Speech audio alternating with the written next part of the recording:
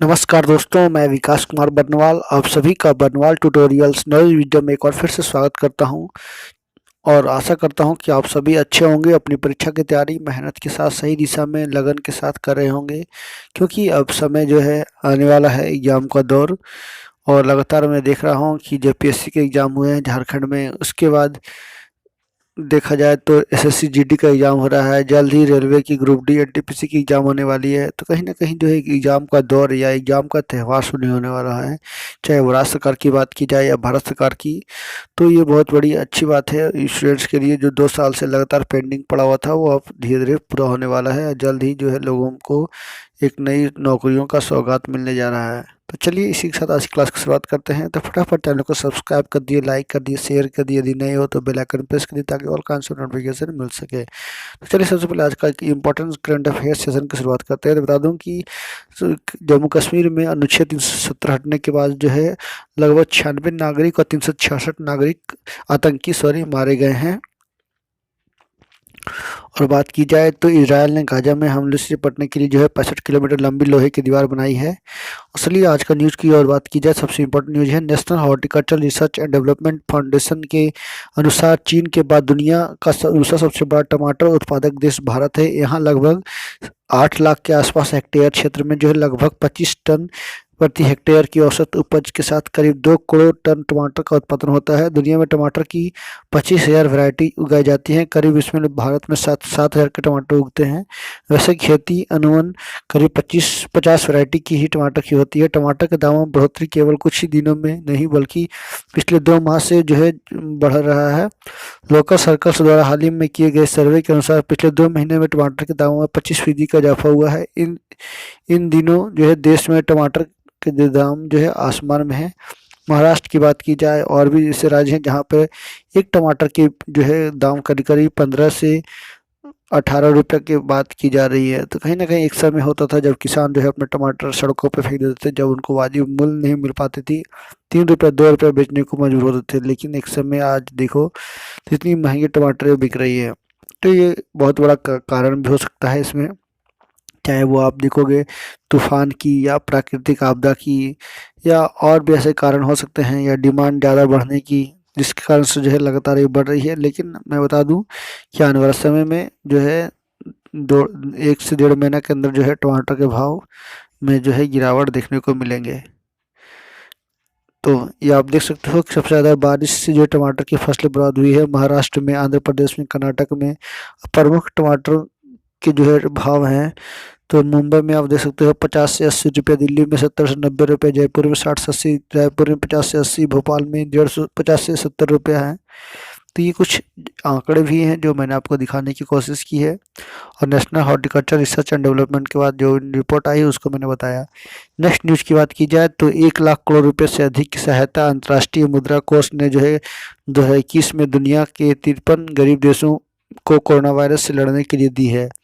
अविभाजित आंध्र प्रदेश के पूर्व मुख्यमंत्री एवं कांग्रेस नेता कोनी तेजी रोसैया 88 वर्ष का था, इनका उम्र था का निधन हो गया। रोसैया ने अपनी राजनीतिक यात्रा 1968 से शुरू की थी। वह तमिलनाडु के राज्यपाल भी रहे। केंद्र सरकार ने उत्तर प्रदेश के अमेठी के कोरबा में 5 लाख से अधिक AK 203 असॉल्ट राइफल निर्माण की योजना को मंजूरी दी है। भारत और रूस एक संयुक्त उपकरण के तहत इस राइफल का निर्माण करेंगे।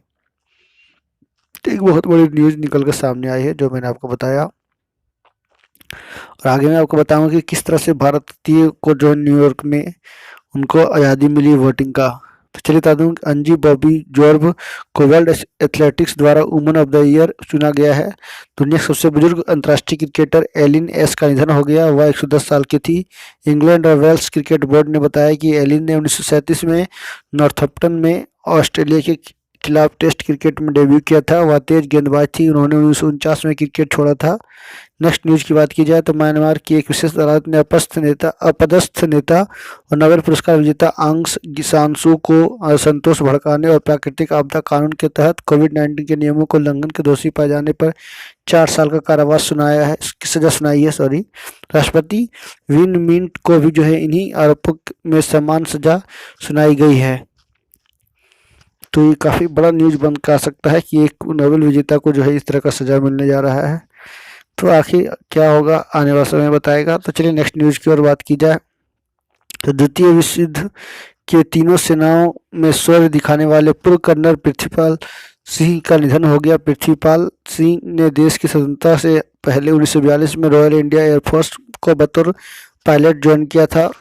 23 साल की उम्र में उन्होंने इंडियन नेवी ज्वाइन की। 1943 से 1948 तक नेवी में रहे। 1951 में नौसेना के आर्टिलरी रेजिमेंट का हिस्सा बने। उन्होंने जम्मू कश्मीर, पंजाब और नॉर्थ ईस्ट में रहते हुए कई साल तक देश की सीमाओं की रक्षा की। भारत पाक युद्ध में भी शामिल हुए।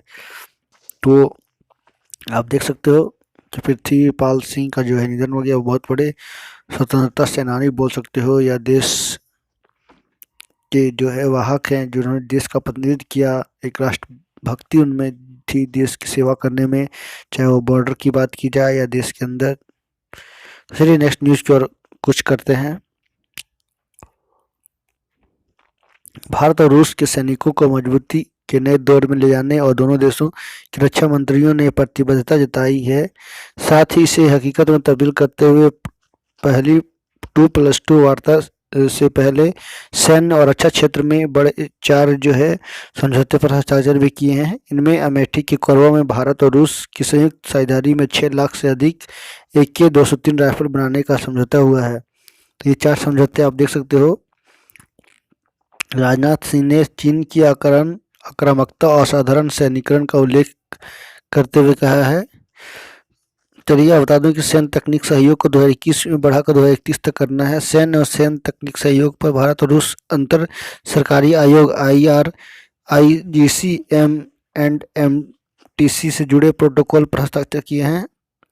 तो इस तरह का 4 समझौते हुए हैं। 18 फरवरी 2019 से प्रोटोकॉल में संशोधन भी हुआ है। तो आप देख सकते हैं प्रधानमंत्री किस तरह से पुतिन से बातचीत कर रहे हैं। नेक्स्ट आदमी शिया वक्फ बोर्ड के पूर्व चेयरमैन वसीम रिजवी ने गाजियाबाद स्थित दासना देवी मंदिर में सनातन धर्म को अपना लिया। वह अब जो है जितेंद्र नारायण सिंह त्यागी के नाम से जाने जाएंगे। कोरोना महामारी में पेंसिल इंडस्ट्री का बिजनेस पूरी देश में जो है करीब करीब चौपट हो गया है। दक्षिण कश्मीर के पुलवामा जिले में ओखू को पेंसिल विलेज कहा जाता है, लेकिन बीते 1.5 साल में यहाँ पेंसिल की बिक्री 70% घट गई है। श्रीनगर से 32 किलोमीटर दूर आँखों से पेंसिल बनाने में इस्तेमाल होने वाली लकड़ी नटराज, अप्सरा, हिंदुस्तान पेंसिल जैसी बड़ी पेंसिल कंपनियों को सप्लाई की जाती है। 180 करोड़ रुपए से अधिक का टर्नओवर वाली यहाँ की पेंसिल इंडस्ट्री में 18 छोटे बड़े कारखाने हैं, जहाँ करीब 3500 लोगों को रोजगार मिला हुआ है। तो एक बहुत बड़ा प्रभाव होने का कारण बन गया है कोरोना।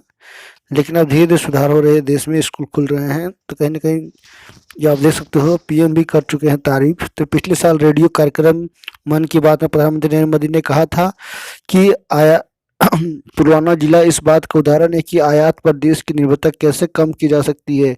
एक समय हम विदेश से पेंसिल के लिए लकड़ी आयात करते थे, लेकिन अब कश्मीर का पुलवामा जिला देश को पेंसिल के क्षेत्र में आत्मनिर्भर बना रहा है। स्पेशल जोन बनाएगी सरकार। गृह मंत्रालय की खाद्य रिपोर्ट में कहा गया है कि ओखू गांव को मैन्युफैक्चरिंग के लिहाज से एक स्पेशल जोन के तौर पर विकसित किया जाएगा। यहाँ के उद्यमियों को उम्मीद है कि इसके बाद उनके बिजनेस की सूरत बदलेगी। तो आप देख सकते हो ये फैक्ट्री का हिस्सा है। 80 देशों को किया जाता है पेंसिल का निर्यात। तो आप देख सकते हो कि भारत भी जो है पेंसिल के मामले में अच्छा खासा प्रोग्रेस कर रहा है। तो बहुत सारी ऐसी कंपनियां हैं जो कि फेमस हुई हैं, और आने वाला समय में जो है इसको एक रोजगार का रूप दिया जाएगा, ताकि यहाँ के युवाओं को भी बढ़ावा मिल सके, स्थानीय स्तर पर नौकरी मिल सके, और कहा जाए तो जम्मू कश्मीर की अर्थव्यवस्था में भी जो है ये अपना पेंसिल इंडस्ट्री योगदान दे। नेक्स्ट चलते हैं। जर्मनी में एंजेला मार्केल का युग खत्म हो गया है और चांसलर शासनाध्यक्ष के रूप में ओल्फ शुल्ज, जो कि 63 वर्ष की हैं, ने कार्यभार संभाल लिया है। इसी के साथ मार्केल का 16 वर्षों का अनवरत शासनकाल जो है पूरा हुआ। एक रोहिंग्या शरणार्थी ने इंटरनेट मीडिया की सबसे बड़े प्लेटफॉर्म फेसबुक पर $150 यानी करीब 11 लाख करोड़ रुपए के खजाने का मुकदमा ठोक दिया है। इस रोहिंग्या शरणार्थी ने फेसबुक पर मुकदमा में म्यांमार के सैनिक शासक और शरणार्थी ने फेसबुक पर मुकदमा दर्ज करते हुए कहा है कि उनके समर्थकों ने के स्थानीय मुस्लिम समुदाय के लोगों के खिलाफ हिंसा को जायज ठहराने और उनके समुदाय के खिलाफ नफरत भरी विशेष सामग्री का प्रसार रोकने से नाकाम रहने पर किया है। फेसबुक की प्रमुख कंपनी मेटा के खिलाफ मुकदमा भी दर्ज किया गया है।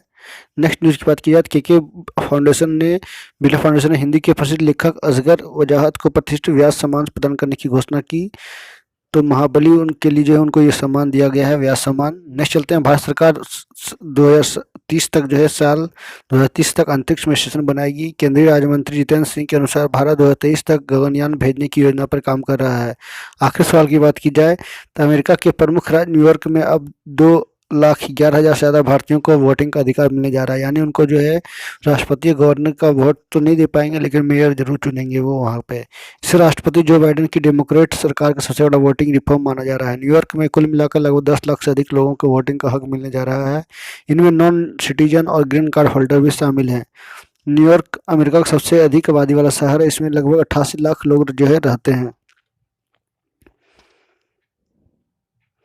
तो ये बहुत बड़ा जो है हुआ है। तो बता दूं कि जो है अब वो मेयर, सिटी काउंसिल सदस्य, कंट्रोलर और रिपब्लिक एडवोकेट के लिए जो है वोटिंग ये करने वाले हैं, या इनको अधिकार मिल गया है। तो काफ़ी बड़ी आबादी जो दक्षिण एशिया से यहाँ पर जो है रह रहे हैं लोगों की संख्या है।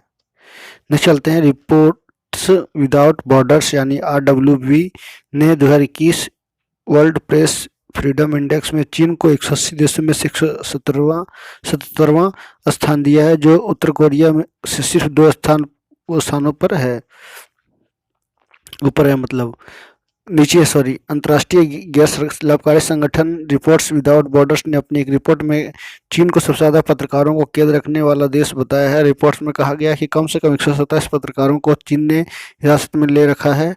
इनमें से आधे से ज़्यादा मीडिया कर्मी में 71 उइगर पत्रकार भी शामिल हैं। नेक्स्ट चलते हैं, दूरसंचार विभाग ने 9 से ज़्यादा सिम का रखने वाले ग्राहकों के लिए जो है सिम को फिर से सत्यापित करने और सत्यापित न होने की स्थिति में सिम बंद करने का आदेश जारी कर दिया है। जम्मू कश्मीर और असम समेत पूर्वोत्तर के लिए यह संख्या 6 सिम कार्ड की है। दूरसंचार विभाग ने यह कदम दरअसल वित्तीय अपराधों, आपत्तिजनक कॉल, स्वचालित कॉल और धोखाधड़ी गतिविधियों की घटनाओं को जाँच करने को लेकर उठाया है। एक बहुत बड़ा डिसीजन दूरसंचार विभाग के द्वारा लिया गया है। तो ये काफ़ी इम्पोर्टेंट सेशन था आज का। आई होप आप लोगों को बहुत कुछ जानकारी मिली होगी। और बता दूं कि हमारे जो CDS रह चुके हैं, फर्स्ट CDS, उन पर एक मैं रिपोर्ट बनाने वाला हूं, तो ज़रूर उस वीडियो को देखिएगा। कल शाम को 5 बजे उनके जीवन से जुड़ी हुई कुछ महत्वपूर्ण जानकारियाँ, उनका जीवन जो मिसाल जो था उनसे जुड़ी हुई, उन्होंने किस तरह से योगदान दिया देश को संभालने में, देशभक्ति को दिखाने में, तो बहुत बड़ी योगदान था उनका CDS बिपिन रावत का। उनके बारे में मैं एक स्पेशल रिपोर्ट लेकर आया हूँ, तो जरूर देखिए। So thank you very much for watching. Stay healthy and be happy. Thank you again.